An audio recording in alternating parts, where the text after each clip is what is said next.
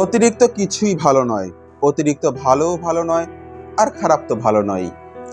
বাস্তব জীবনে আমরা সবসময় যা চাই তা কিন্তু পাই না। এর একটা কারণ আছে। সে কারণটা হচ্ছে আমাদের চাহিদার পরিমাণটা।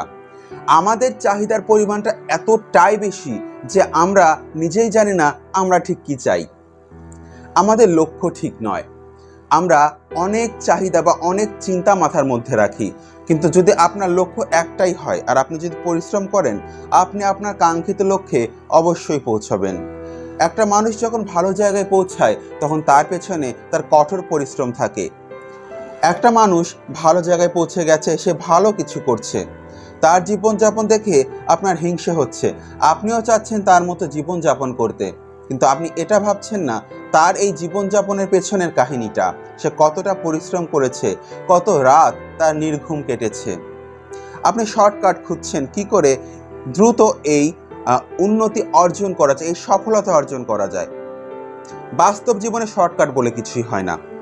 আপনি যদি শর্টকাট অবলম্বন করে কোনো ভালো জায়গায় গিয়েও থাকেন, মনে রাখবেন সেটা দীর্ঘস্থায়ী হবে না, সেটা হবে ক্ষণস্থায়ী। শর্টকাট কখনোই অবলম্বন করবেন না জীবনে। আপনি কঠোর পরিশ্রম করুন।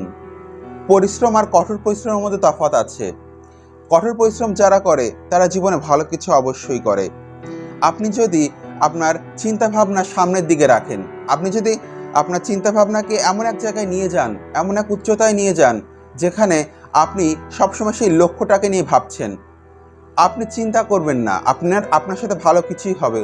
উপরে একজন আছেন, তিনি পরিশ্রমের অবশ্যই মূল্য দেন, তিনি কখনোই কাউকে ঠকান না।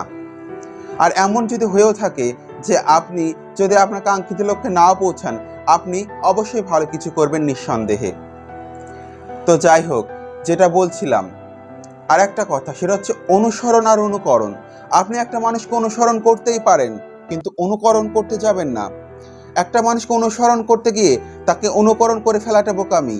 কারণ একটা মানুষ যদি ভালো কিছু করে তাহলে তার অতীতটা জেনে তাকে অনুসরণ করে আপনিও সেইভাবে আগান, জীবনে আপনি উন্নতি করবেন।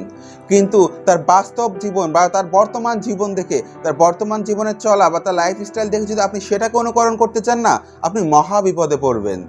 কারণ তার জীবনযাপন বা তার এই লাইফস্টাইলটা একদিনে আসেনি। সে কঠোর পরিশ্রম করে সেটাকে অর্জন করেছে, আর আপনি কোনো পরিশ্রম না করে সেটাকে অর্জন করে ফেলবেন, এটা তো সম্ভব হয় না, তাই না? এ পৃথিবীতে কারণ ছাড়া কিছুই হয় না। প্রত্যেকটা বিষয়ের পিছনে কারণ থাকে। এখন একটা মানুষ ভালো জায়গায় পৌঁছেছে, তার পিছনে নিশ্চয়ই কারণ আছে। তো যেটা বলছিলাম, পরিশ্রমের বিকল্প নেই। আপনি নিজেকে যোগ্য করে তুলুন, আপনি চেষ্টা করে যান, আপনি নিরাশ হবেন না। কিন্তু আপনি যদি অন্যকে অনুকরণ করতে চান, তাহলে একটা জিনিস মনে রাখবেন, আপনি মানসিক অশান্তিতে ভুগবেন, আপনি কখনোই শান্তি পাবেন না। আপনার আত্মবিশ্বাস আপনাকে অনন্য উচ্চতায় নিয়ে যাবে, আর এই আত্মবিশ্বাসকে অটুট রাখতে হলে আপনাকে পরিশ্রম করে যেতেই হবে। আশেপাশে কান দেওয়া যাবে না। নানানজন নানান কথা বলবে, নানানজন নানান মন্তব্য করবে, কিন্তু তাদের কথায় কান আপনি ভুলেও দিতে যাবেন না। কারণ আপনি তো জানেন আপনি কি চান, আর আপনি জানেন আপনি কি করছেন। আপনি যদি ঠিক থাকেন, অবশ্যই ভালো কিছু হবে। মানুষ যেটা মন থেকে চায় সেটা সে অবশ্যই পায়, কারণ সে সেটা পাওয়ার জন্য কঠোর পরিশ্রম করে। মানুষ কখনো কারো সফলতা কেড়ে নিতে পারে না, কারণ তার সফলতার পেছনের কাহিনীটা খুবই কষ্টের। সে কঠোর পরিশ্রম করে সেই জায়গায় পৌঁছেছে। এখন একটা মানুষ পরিশ্রম না করেই সে যদি ভাবে সেই সফলতায় সে পৌঁছে যাবে, সে মূর্খের স্বর্গে বাস করছে। কারণ পরিশ্রমই সৌভাগ্যের প্রসূতি। আপনি কঠোর পরিশ্রম করছেন, আপনি আপনার লক্ষ্যে অটুট, কিন্তু আপনি মানুষকে মূল্যায়ন করতে জানেন না, আপনি ভালো জায়গায় পৌঁছাবেন না। কারণ মানুষকে অবমূল্যায়ন করে কেউ কখনো ভালো জায়গায় পৌঁছাতেই পারে না। যে অন্যের মনে কষ্ট দেয় সে কখনো ভালো কিছু করতে পারে না। এটা চিরন্তন সত্য। নিউটনের গতির তৃতীয় সূত্র, প্রত্যেক ক্রিয়ারই একটা সমান ও বিপরীত প্রতিক্রিয়া আছে। আপনি যেমন কাজ করবেন তেমন ফলই পাবেন। আপনি যদি অন্যকে আঘাত দেন, আপনি অন্য থেকে আঘাত পাওয়ার জন্য প্রস্তুত থাকুন। আপনি অন্যকে অবমূল্যায়ন করলে অন্যের দ্বারাও আপনি অবমূল্যায়িত হবেন, এটা আপনি মাথায় রাখবেন। তাই শুধু কঠোর পরিশ্রম নয়, নিজের মনুষ্যত্ববোধটাকেও উন্নত করুন, নিজের বিবেককে উন্নত করুন, নিজের চিন্তাধারাকে উন্নত করুন। তবেই আপনি ভালো কিছু করতে পারবেন। সংকীর্ণ মন নিয়ে আর যাই হোক ভালো কিছু করা সম্ভব নয়। তাই সবসময় ভালো পরিশ্রমের পাশাপাশি বা কঠোর পরিশ্রমের পাশাপাশি নিজের মনটাকেও পরিষ্কার রাখুন, নিজের চিন্তাধারাকে সবসময় উপরের দিকে নিয়ে যান, তবেই ভালো কিছু করতে পারবেন। আর যদি আপনি এমনটা না করেন, আপনি কঠোর পরিশ্রম করেই গেলেন কিন্তু আপনি মানুষকে মূল্যায়ন করতে জানলেন না, মানুষকে অবমূল্যায়ন করেই চললেন, আপনার মধ্যে অহংকার জন্মে যাবে। আর একটা জিনিস মনে রাখবেন, অহংকার কিন্তু পতনের মূল। আপনার পতন অনিবার্য যদি আপনি মানুষকে অবমূল্যায়ন করেন। আপনার মধ্যে অহংকার থাকলে পতন অবশ্যই হবে।